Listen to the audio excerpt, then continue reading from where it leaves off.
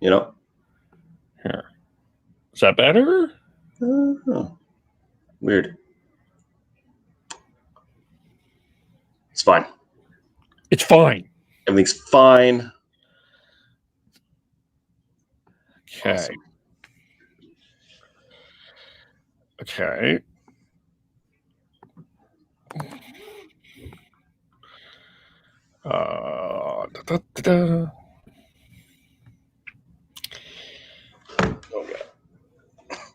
Just get everything set up here. No worries. Playing a man down. That'll happen.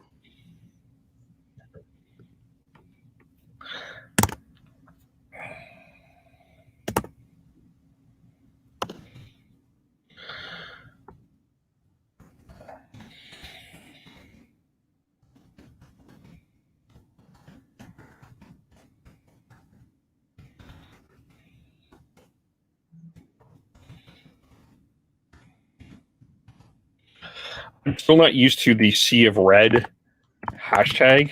I keep wanting to do the Flames one, and it's hashtag Flames or hashtag Go Flames Go, which doesn't really. Yeah, it's not there.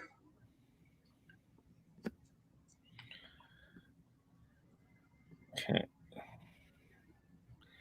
And then we will do, as soon as I get the Facebook link.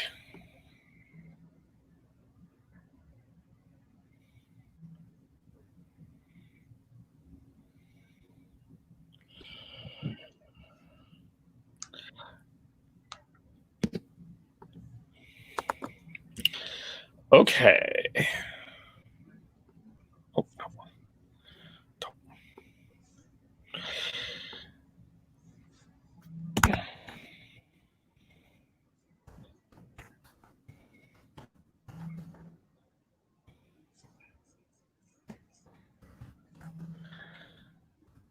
All right. We are live. As soon as I hit the button.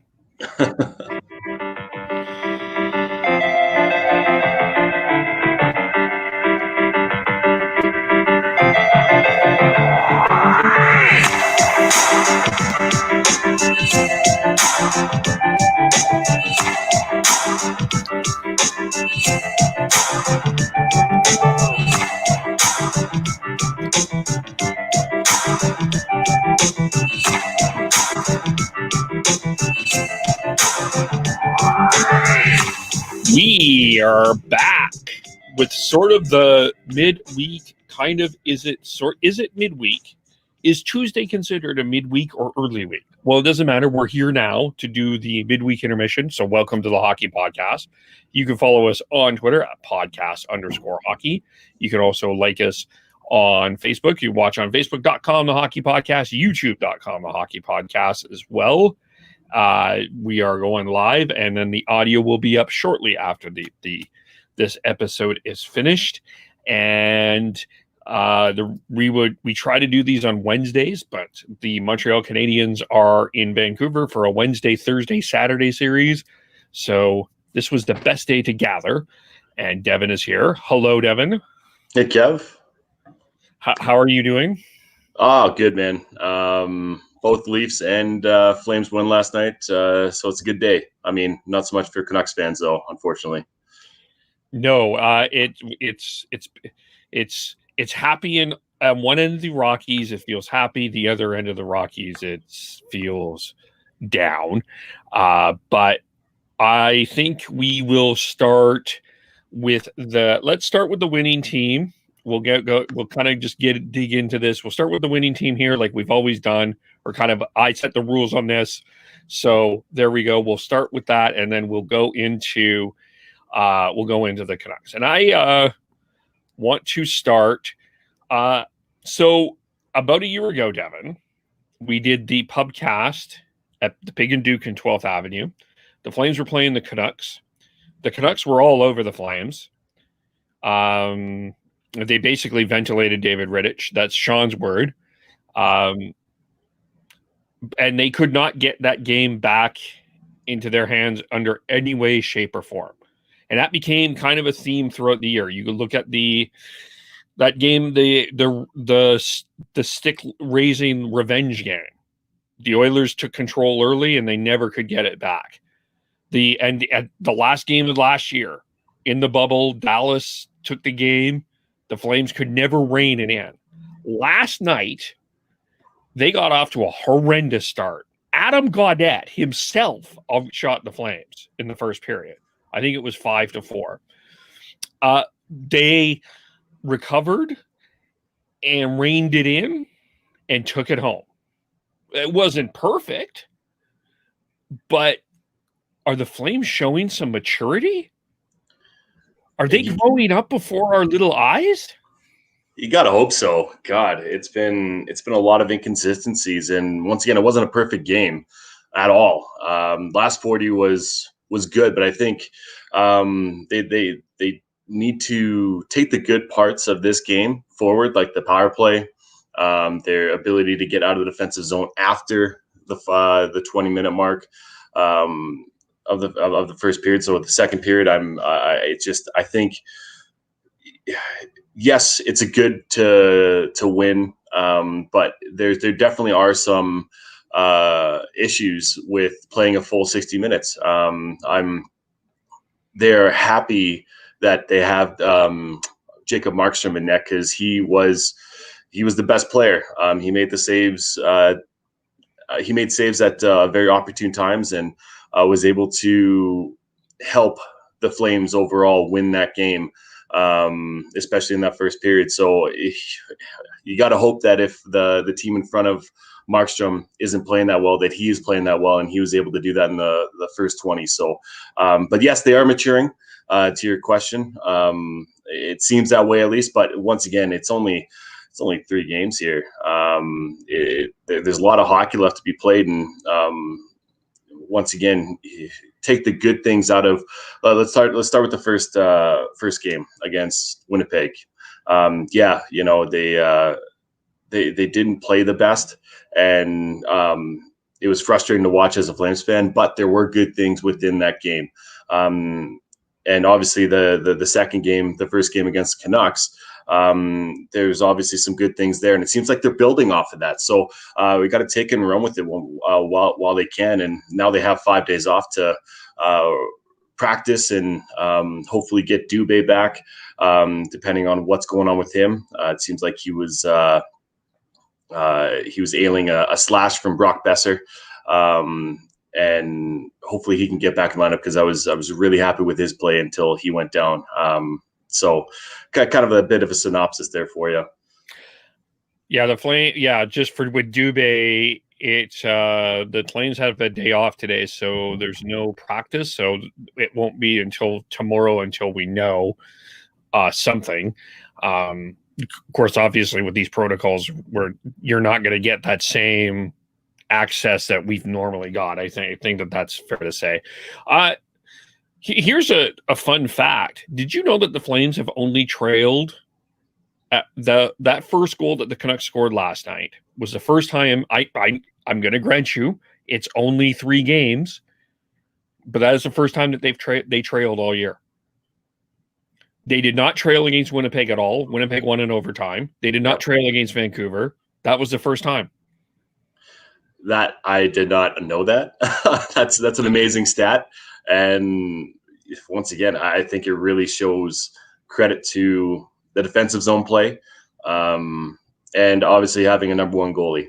Once again, Markstrom, he's not saying he's a savior, but like I said in previous podcasts, it doesn't feel real like we have him, that he is ours for the next 6 years. And, it's just going to be one of those things where you get used to that. And it's kind of like the Kiprusoff mentality is, oh yeah, okay, our goalie has this, or oh yeah, he'll steal us a game here and there. And he definitely stole us that first period. So now that it really kind of sinks in, it doesn't surprise me. Maybe more so, it's more surprising that we didn't trail in the Winnipeg game. But yeah, I mean, the past 2 games for sure, that it makes sense, obviously with the shutout, and then this past one. Yeah, and I don't know. I think like at the end of that first period, the Canucks were on the power play, and I was thinking, if the Flames get out of here 1-0, only 1-0, as terrible as they are, I felt they had a chance. And I kind of like. There's two turning points. There's one. No, I'm still that 2-0 with Besser and Pettersson. Oh, I'm still convinced. I am still convinced Backlund got a piece of something there. yeah. I was. It was baffling that they couldn't score on that play. I can't. It doesn't compute, especially with those type of players. I could see if it was. Derek or not Derek Stepan. Who's that Dallas Stars player that missed the wide open net? And then Patrick Stepan. Yes. Understandable if he was there, but yeah, those type of plays with those players like that, you could tell something was off with the Canucks within that. But that could have been easily the turning point within that game. I'll propose this was my turning point. This was me, and maybe I'm wrong. It was Demko muffing the puck late in the first period with 30 seconds to go. I know that they didn't score, but it was one of those things. Was like they were that close to tying it, and it was almost like, hey, it was almost like the light went on. It's like we can easily get back into this game. Yeah. I think that was to me that was the turning point. Yeah, for sure. It seemed like that something was in. I don't think it was so much more that it seemed like the Canucks weren't able to get past that point. I don't think it was more so the Flames being like, "Oh yeah, okay, well we got this." I think it was more of a mental breakdown from the Canucks throughout that entire game, or throughout the entire last 40 minutes of play. They just couldn't get things going, and that definitely could have been it too. And you can see the frustration with the Canucks that nothing was quite clicking there for them. But as far as the Flames go, yeah, it just was they were able to not get in their heads, keep things simple, and just know that okay, we can do better. And they came out in the second flying. Yeah. Got a comment. Hot take hockey. Now watching us, Markstrom is killing the Canucks. It's the new Canuck killer. Yeah. And technically, someone has this stat out as well. The Canucks have not technically scored on Markstrom because both of those goals went off a Calgary Flame. So yeah. They have not got a clean goal on Markstrom yet. So it's true. It's very true. I mean, it's kind of in Canucks credit, they were able to do a shotgun Jake last night. Yes. Yeah. Sean, shout out. He had a shotgun Jake. Maybe we'll show that. Maybe we'll show that to end everything. Yes.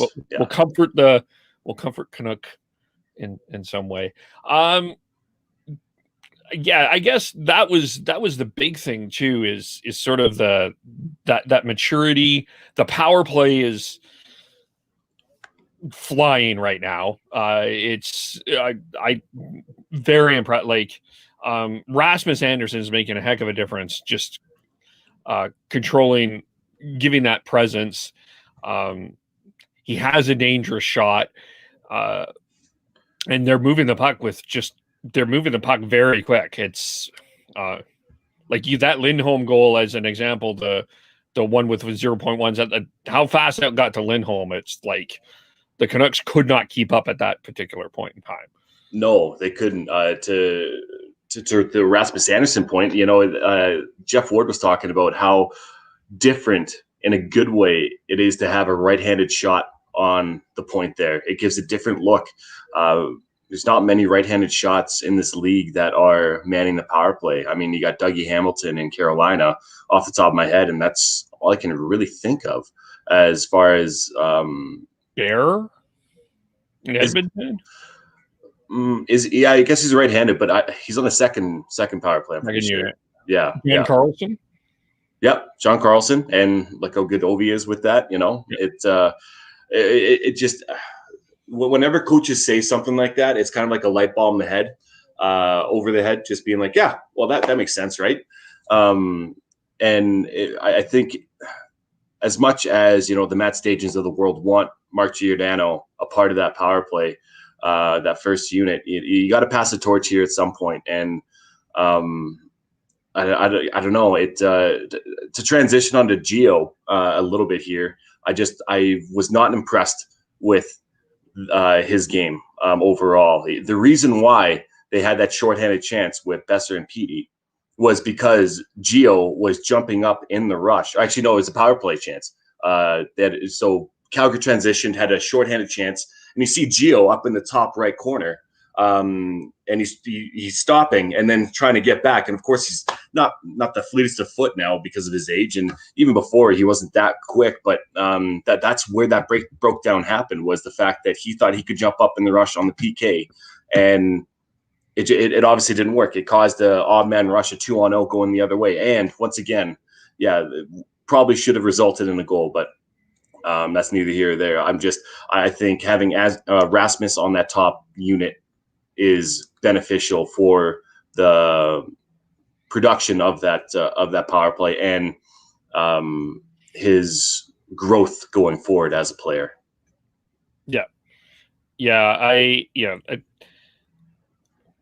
You're not going to tell. Unfortunately, I don't think anybody on earth is going to tell Mark Giordano that he's slowing down.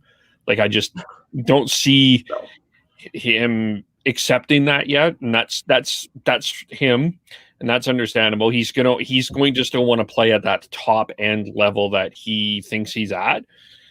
But yeah, there was a couple of times I thought, I'll just put my Canuck coaching hat there. I don't know if they exposed that as much as they could have last night.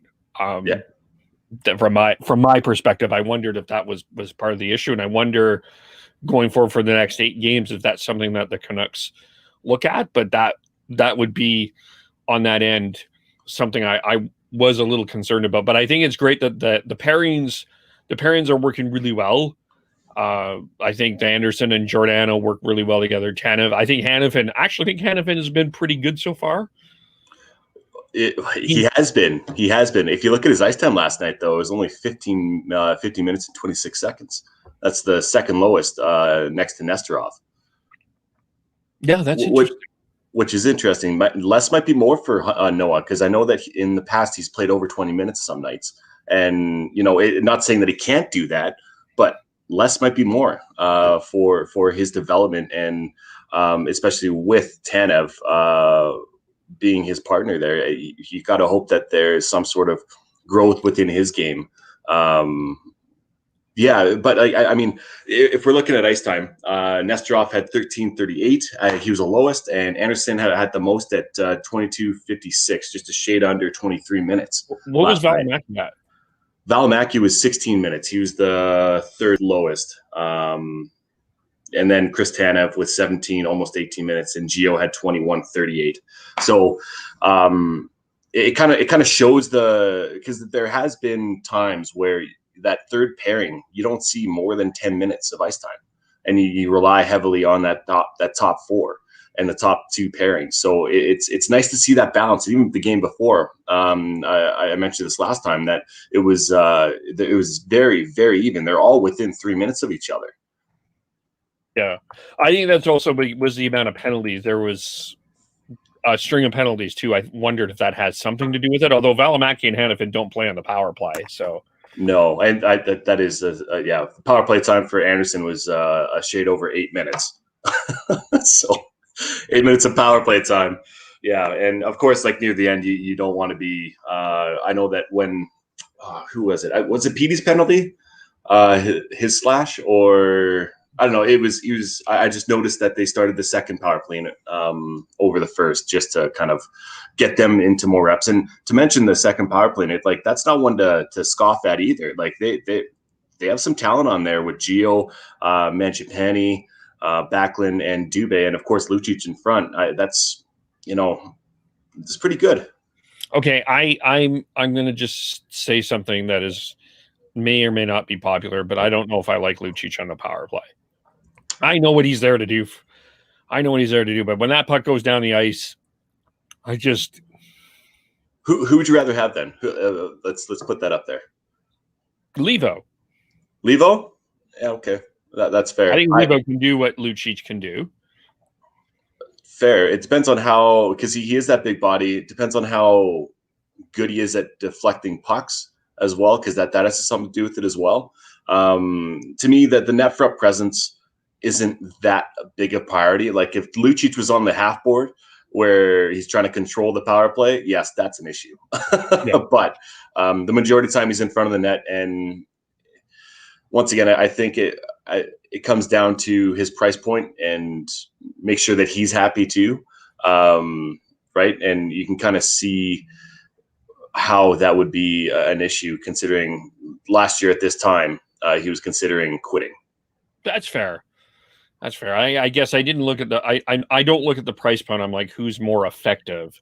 No, and I normally do that too. I completely agree with that statement. It's like, okay, who cares about the price point? He's getting paid this much.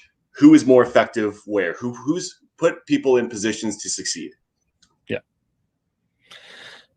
The other thing that I think we need to talk about with the Flames, and I think this will probably transition us a little bit to the Canucks, unless we have anything else. It's our favorite player. It's the guy that we love to talk about. And he certainly made a factor last night. I want to show you a tweet, though, from Thomas Drance. I thought this was the best tweet that I saw that I thought epitomized everything that was said last night. I'm going to see if I can find it here. Sorry, as I thought I had it up. That's okay. Right. Pulling this down. Good podcasting here. Well, let me talk. Or you talk about Tkachuk while I find this tweet. Yeah, Matthew Tkachuk. Yes, he's a pest. That's one of the reasons why he is so good, along with his skill, is that he's able to drag people in to the fight on his own team, and drive the other teams nuts. He did have a bit of a dive. I don't even call it dive. I'm actually going to defend Tkachuk on when he got punched in the face. It was a punch to the face. Did he over exaggerate? Absolutely, he did. But it was still a punch to the face, and I could even argue that it was almost a butt end, just because of where he got hit, which was the backside of the hand, and he got hit right there. And so, I've never played at a high enough level past my 18-year-old season that I played to understand what it is to get hit in the face with no cage on. But I know that can hurt. So, but did he embellish it? Absolutely. What did you think of let's go back to Saturday, because by the way, I'm just picturing Sean and Tyler and even Chris right now when they're watching this. Their face is going to blow up when you said that. Absolutely. But that's my honest truth. Honestly, that is exactly what I thought. It's like, yes, he embellished, but there's still intent and there's still the motion. So let's go back to Saturday when Edler took a penalty against Tkachuk. We had our chat, and some felt it was Tkachuk doing his Tkachuk thing. I'll give my perspective. Edler hit him, and Tkachuk. I'm going to say that Tkachuk took advantage of a situation. Is that a fair way to say that? I think that's what he does every time that he embellishes a call. He takes advantage. That's a great way to put it. Like, he put himself in a position where Edler had to do something. Yeah, pretty much. It was either he's really, really, really good at flipping his head back because he got hit from behind, or not hit from behind, but he got pushed from behind, which made his head go back. And I can understand the whiplash effect of that. And I might have you can call me out and say that I have my red flame glasses on when I say that, but it was borderline. The other one, for sure it was. As Heidi says, Matthew Tkachuk can be a drama llama at times. There you go. There's the reference. But this was Thomas Durant's tweet. Matthew Tkachuk, and he covers the Canucks. Matthew Tkachuk is brilliant, not here for any other take. The dark art of drawing penalties is part of the game, and he just earned 2 points for his team. And he tweeted that after this, during the second intermission, not the end of the game. So he kind of looked at it already and was like, the Canucks have lost. And that turned out, that Myers punch led to the Lindholm goal with 0.1 second to go. Yep. And it's just who he is. He's a great hockey player. And even if he didn't do all this bullshit, and it kind of is bullshit, in a good way, if you want to take it a good way or take it a bad way, it's part of who he is. It's part of what makes him such a good player. Some argue that that is the reason why he shouldn't be the next captain of the Calgary Flames, because he does that stuff. But I think that the things that he does outside of that are brilliant, and it just makes him that much better of a player because he does bring that other aspect into it. Look at Brad Marchand. You hate to have him play against you, but you love to have him on your team. He's very similar. Who does he rattle more? Does he rattle the Canucks more or the Oilers more? Oilers. As of right now, Oilers. Just because of the whole Cassian thing that they have going on there. There's not really one player on the Canucks that he has shown to rattle and piss off as of yet. And I mean, we still got 8 games to go here with this series with our schedule. So I'm curious to see exactly how the Canucks respond next game and the games after, because it's something that they're gonna see Matthew Tkachuk for the next decade or so. I wouldn't be surprised if it was, Brock Besser or even a Nate Schmidt, or even a Quinn Hughes. You might see a nasty side of Quinn Hughes. I might be pulling hard for that one, but you never know, because I never thought that Elise Pettersson would slash or do something like that with his slash to Sean Monahan last night either. Yeah. Excuse me. Yeah, because the Canucks did look frustrated. I don't think it was, let's be clear, I don't think it was because of Matthew Tkachuk at all. That's not what I'm saying. But as we transition here to the Canucks, this looks like a very frustrated hockey team. I think you look back 3 games ago, the penalty that Quinn Hughes took against the Oilers when he was, it was a retaliatory penalty. Hughes stepped in. There's nothing wrong with it, but that maybe was untimely. And the amount of the times last night that the Canucks took an offensive zone penalty, not a defensive zone penalty, an offensive zone penalty. Roussel did it. Pettersson did it. That was in the Flame zone, right? That was the slack. Yeah, that was in the Flame zone. Yeah. Yeah. A number of them have done it, and you can't, that's just killer. And this looks like a very frustrated team at this particular point in time.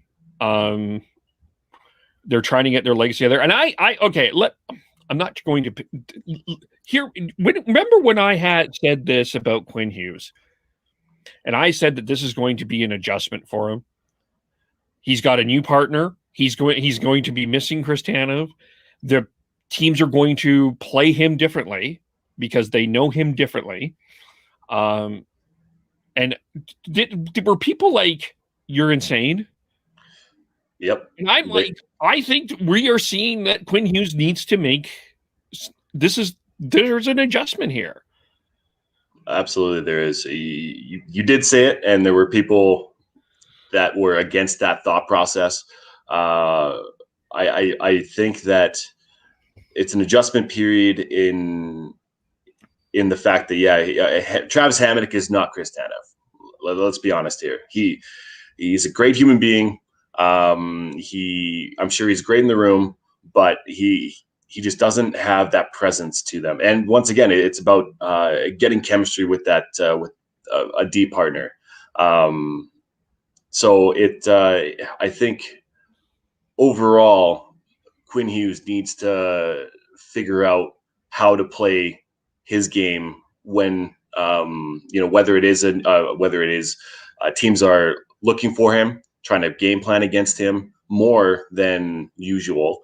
But I think that it's also when you're a younger player and you see this the veterans struggling, you see the overall team just not clicking. It's hard to be relied upon and really look to make a difference in the game when things aren't going your way. So it's a growing period, and this is actually I think really good for his development that he is struggling, because you really find out how good of a player and what characteristics you have, that you need to dig down and get going here and make sure that you are playing at the best that you can, because the team is relying on you.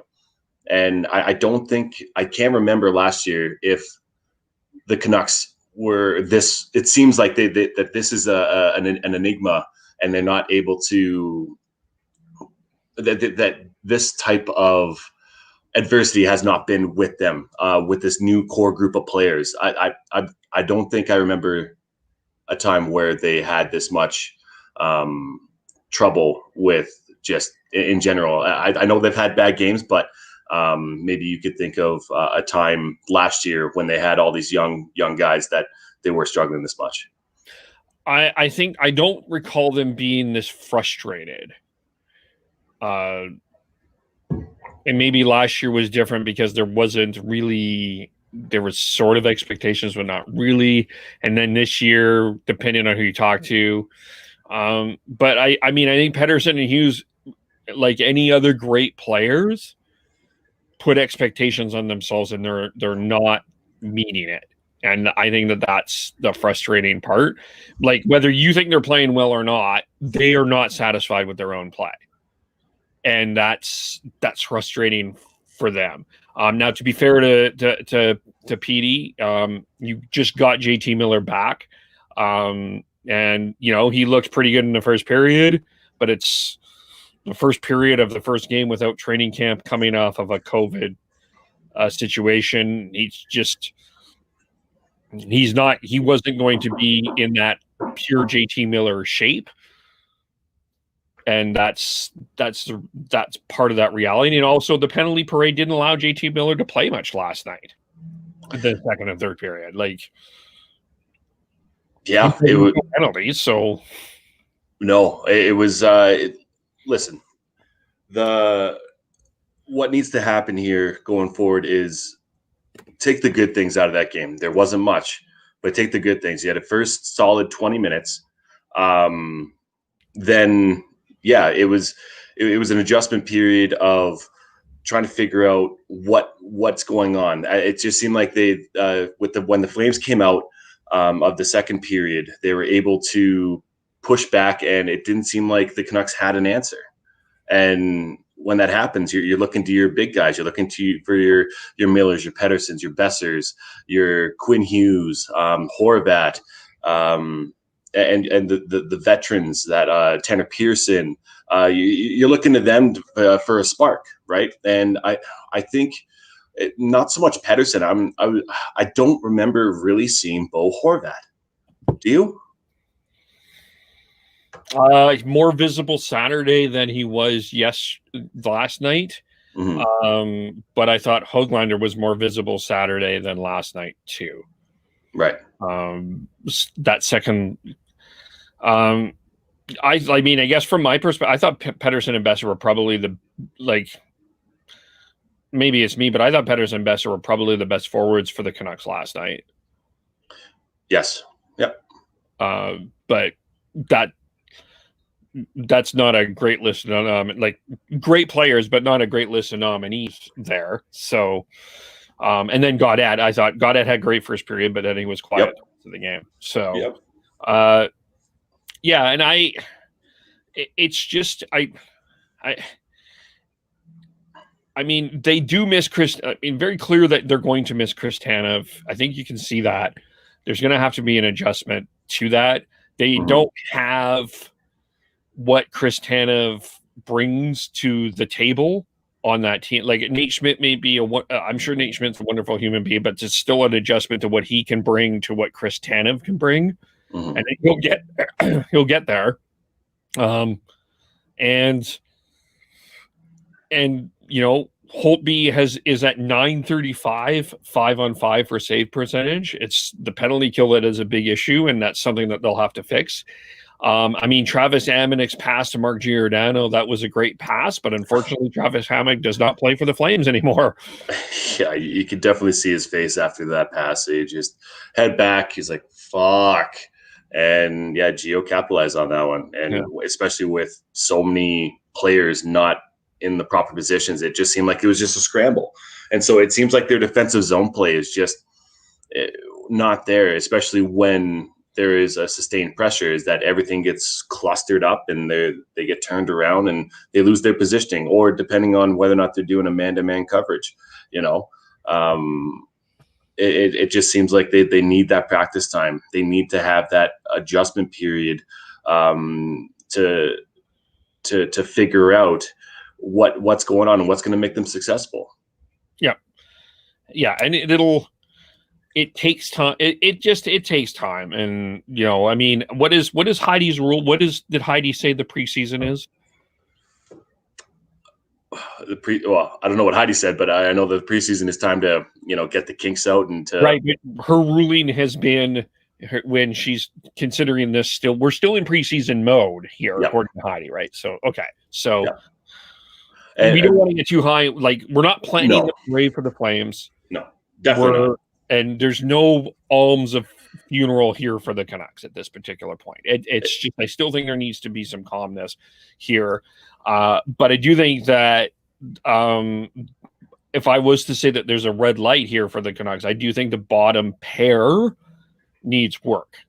I mean, I think Juolevi has been solid, and I'm not going to say that. I mean, one hand, you want to give Travis Hamonic as much opportunity as he can, but I also wouldn't be surprised if we see Jordy Ben against Montreal if he's ready to go.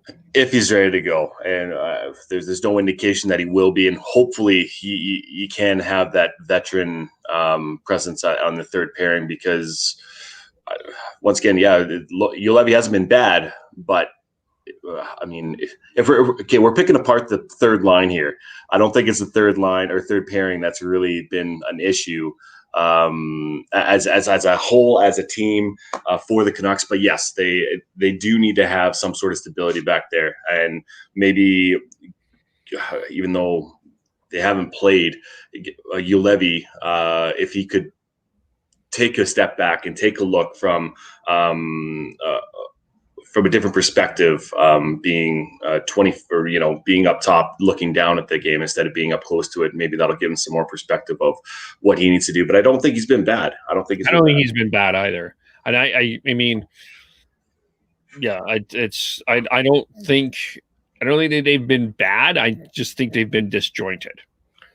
Yeah. And yeah, they have been disjointed for sure. So getting Ben back would be beneficial for the Canucks for sure. But I think just going back to the whole preseason within the first, like, let's say 7 games, if you don't have it figured out by the first 7 games, then yeah, it's panic mode. And I think that's what Canucks fans are worried about right now, is that it is a bit of a panic to see, you know, the Canucks not play well. You can lose games and still play great, but man, that's a kick to the nuts right there when you don't see them playing well and they get stomped, really.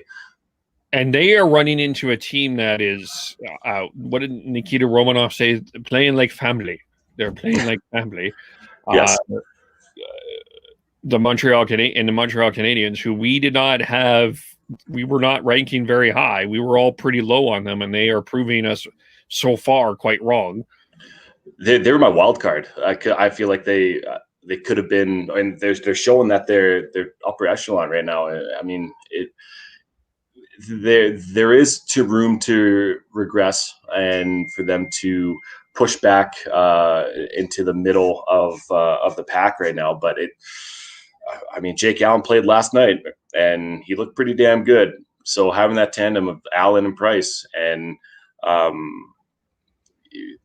the fact that they have pretty much, Philip Deneau is not a number one, let's say, center, but he's shown that he's able to play. And Nick Suzuki and Josh Anderson. Anderson's been better than I think everybody thought that he would be coming out of the gate here. So yeah, they're running into a pretty damn good team. And Jeff Petrie, I believe he's still leading the Canadiens in points this year in scoring.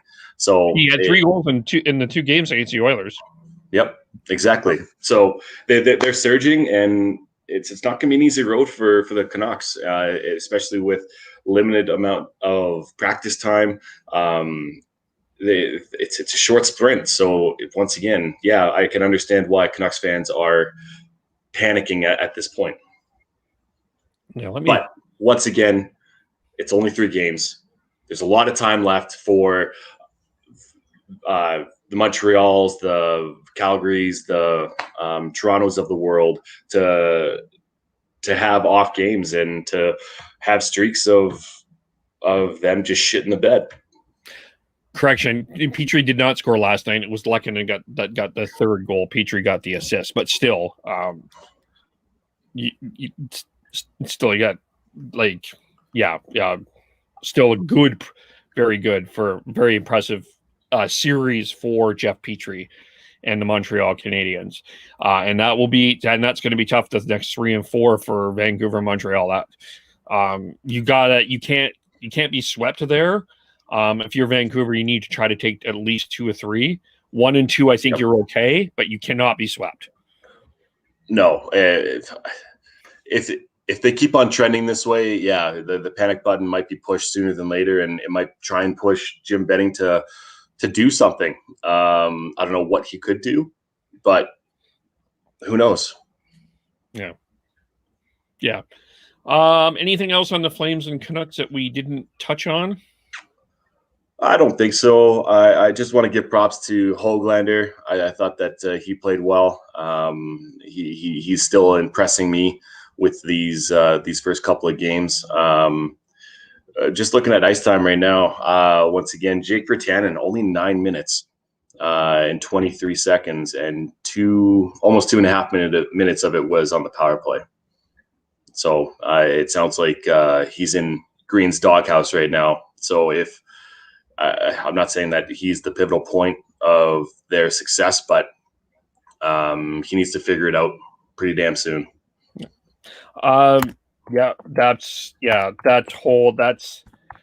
such a lengthy conversation about where he's at. I mean, he got the goal last night, but he hasn't been good enough. And I said it Sunday. I think he's gotten too many chances. And I think there's other players on that team that deserve a longer look in what Virtanen can do. Totally. Peace. And I just also want to touch on the Juolevi. Juolevi only had 7 minutes and 55 seconds of play. 7 minutes and 55 seconds. Go ahead. Yeah, we that reminds me. Thanks for bringing this up. Sorry, we'll move on here in a second, but we have talked a lot about. There's been a lot of conversation over the last few months about the age of Gio and him slowing down. I wonder if less is more with Edler. This guy has played a ton of minutes over the years. He's consumed a lot of minutes for a long period of time. I wonder if less is more with him. I wonder if it's at that point for him. Well, I guess it depends on who's going to take his minutes. Is Travis Hamonic going to step up? Are you going to give it to Myers? Are you going to give it to Schmidt? Because as of right now, you have 3 players that played almost 21 minutes or more. Yeah. Oh, sorry, four players. You have 4 players. You have Edler, Hughes, Myers, and Hamonic all playing almost 21 minutes or more. And that's a lot. That is a lot on your top 4. And then you have Hamonic at 16:30. Oh, man, it's a lot of wear and tear, and especially on these older guys like a Hamonic, like an Edler.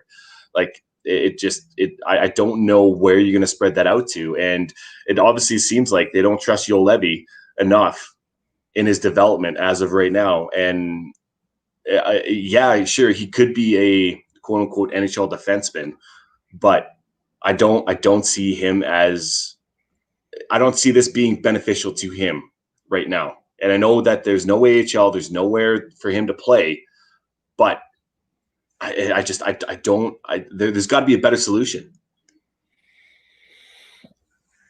Yeah, you're right, and I mean they don't have it right now, but that's the red flag though, is how much you play these top four. Yet again, back to Quinn Hughes, you're gonna ride him a lot, and I understand why you want to ride him a lot, and you do, but and Myers and Edler were minute munchers, have been known minute munchers, but at the same time, they're a little older. And you got Nate Schmidt, who I think can be a minute muncher, but like with this schedule, I don't know if can you ride 4D in this schedule, like legitimately carry that. I don't know, like even if like any team this point, like even like if you're the Jets, like are you riding the Pionks and Morrisseys and DeMellos, whoever you have in your top four? I just can't see that with any team. Well, it would be, you'll see it down the road, and whether or not it's going to be good or not, really. The wear and tear of this season, it's going to show within just over, I think, half of the games. So I don't see it, and especially when you have Tyler Myers playing the most at 23 minutes last night, 23 minutes, almost 24. I don't see him as that. But once again, you had a bunch of penalties. So that has a contributing factor to it, and you'll definitely see more 5-on-5 from Quinn Hughes than you would, Tyler Myers. But yeah, you can't ride your top four defensemen as much as the Canucks have. And I'm pulling a Sean, circling back to the Flames, my favorite team.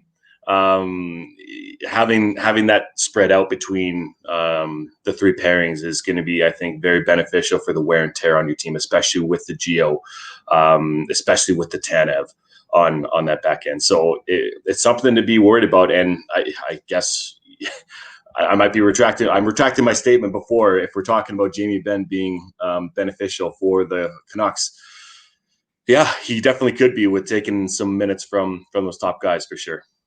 Well, even you look at the Leafs, Jake Mussin's 31. Yep. Right. So I'm not sure. Yeah. I mean, they're in excellent shape. That's a fascinating conversation about how you deploy these guys. There's a couple other news stories I wanted to get to. So Jason Spezza and Aaron Dell went on waivers. Jason Spezza says, "Don't claim me, I'll retire." Aaron Dell said the same thing, but no, someone forgot to tell the New Jersey Devils, who claimed him. Yep. That was Justin Bourne. I think he was just joking around on Twitter there. Kind of funny saying that Dell was going to retire at 29 years old. But he got claimed by New Jersey. Great move by New Jersey. My initial reaction was shock. It was like, holy, okay. But it makes sense with them having, they did have Corey Crawford. Corey Crawford decided to retire due to, I don't think we know yet. Do we? I don't think that's been revealed yet. No. Because he did take a leave of absence, I believe, a day or two before he announced his retirement from the Devils. And then, he retired. So if you don't know about him, they have Mackenzie Blackwood, who is he's a goaltender. He's an NHL goaltender. I mean, not really surrounded by too much talent as far as a defensive zone play. You do have PK Subban, though, defender. But yeah, it makes sense for the Devils to pick up Dell. I think that's a savvy move. And yeah, he'll definitely be splitting time with Mackenzie. Yeah. He said in a statement, Crawford, I have been fortunate to have a long career playing professional hockey for a living. I wanted to continue my career, but believe I've given all I can to the game of hockey, and I have decided that it is time to retire. So sounds like that is that for that. I'm sure we'll find out at some point down the road what actually happened, because that just seems really, really weird. Yeah, that's a weird story. Finally, Tim Stützle got his first goal against the What Leafs. a goal! What a great goal! Oh, nice shot. And then he's out day to day now with an injury. But this guy seems legit. Like, he seems like a legit player that the Senators can build a franchise around. Yeah, absolutely. If you watched World Juniors at all, if you watched him play for Germany, this guy cares. This guy really cares. He wants to win, even though, let's say Germany wasn't really the best or highly touted in that tournament, and you could tell that he wanted to do it. And he is a fucking player.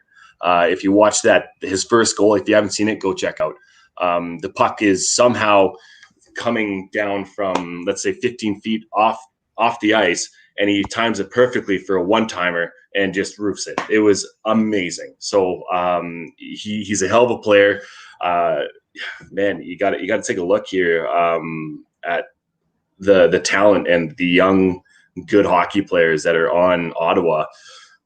Man, it's scary. They're going to be good for a long time. And like I said on the other podcast, Nick Paul, who the hell are you? But you are a heart and souler. You are one. He reminds me of a kind of a younger Zach Hyman.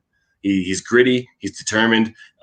He wins those puck battles. And I mean, when you have a talented guy with a shot like Tim Stützle, man, it's gonna be scary with Ottawa in the mix coming up here with the next. I would even say a decade. And if Matt Murray decides to show up like he did against Toronto, he had over 30 shots, I believe, after the second period, which is ridiculous. So, Ottawa's future is very, very bright with the young stars. Yeah. First of all, I should learn how to spell Tim Stützle. And you got to say it right, too. It's Stützle. And I should learn how to say it. I'm a professional. Here, I think I found here. We'll see. I think we can see it here. Just very quickly. Go there. Is it his goal? His goal, yes. I don't know. Oh, yeah. Here it is. We'll just show it here. I'll mute that so we don't get in trouble. Make it bigger. But there it is. Yeah, that's his. Yeah. That was great spectacular. shot. Yeah. Exciting times for the Senators. Anything else we need to talk about? Heads up, I don't know if you saw this, but Pierre LeBrun just released just before we got on. I haven't read it yet. Started to consume it a little bit. Pierre LeBrun interviewed Mike Babcock. Ooh, no. It's his first. They're going somewhere else. It's his first interview, Babcock's first interview since he was fired from the Leafs. I'll just say that Twitter is very angry. That's what I'll say. I haven't had a chance to read it much yet, so I won't comment on that, but I will warn you that has happened. Yeah, I'm very interested about that as well. I thought you were going with they're going to go with no logoed pucks. Oh shit! No, can you imagine? No, I don't know if you saw that actually. So what's happening is that the NHL has come out with a statement saying that the National Hockey League announced today, effective with tonight's games, the league will be using game pucks without the embedded tracking technology. The decision was made after concerns were raised about the puck performance during the first few days of the 2021 season. A review by the league determined that the first supply of pucks did not receive the same precise finishing treatments during the off-season manufacturing process as were used during the 2020 Stanley Cup playoffs. It is expected that the new supply of the quote-unquote tracking pucks will be available soon, and after undergoing appropriate quality control testing, will be back for all games. In the interim, the league will use the official game pucks from 2019-2020 season, and will continue to utilize player tracking technologies for all games. Fascinating. I did not know this about this. Yeah, that just came out. John, I saw it first from John Shannon. So it sounds like players were a little upset with what the puck is right. Are upset with the way the puck was responding to the ice, and I'm assuming that the elasticity was too much and that it was bouncing all over the place. But that's all speculation. Okay, there did seem some weird bounces, though. Like I asked if it was the ice, but it did seem like there was some weird bounces. But yeah, maybe that was what I was noticing. Maybe he got a keen eye there, Kev. Yeah. All right, let's leave it there. How do we follow you? It's weird being first. I am at GordHowe09 on Twitter. And then we have Heidi Amazeballs. We got Tyler at T-Noble Schneid's SCHNEIDZ. I am KVOLE. Don't forget Sean. Podcast. Hang on. Oh, sorry. _hockey. Facebook Live, YouTube Live. Subscribe wherever you get your podcasts, as the audio will be out shortly after this. Here we will. Look. He's not here. But he did do this. We'll close it off with this. He gave a shotgun. Here we go. Happy quarantine shotgun. Shotgun Jake. Woo! There we go. Look at that. There it is. He does the shotgun. There we go. That's it. We will talk to you all very soon. Happy quarantine shotgun. Nope, that's the wrong one. Bye for now. Happy quarantine shotgun. Shotgun Jake.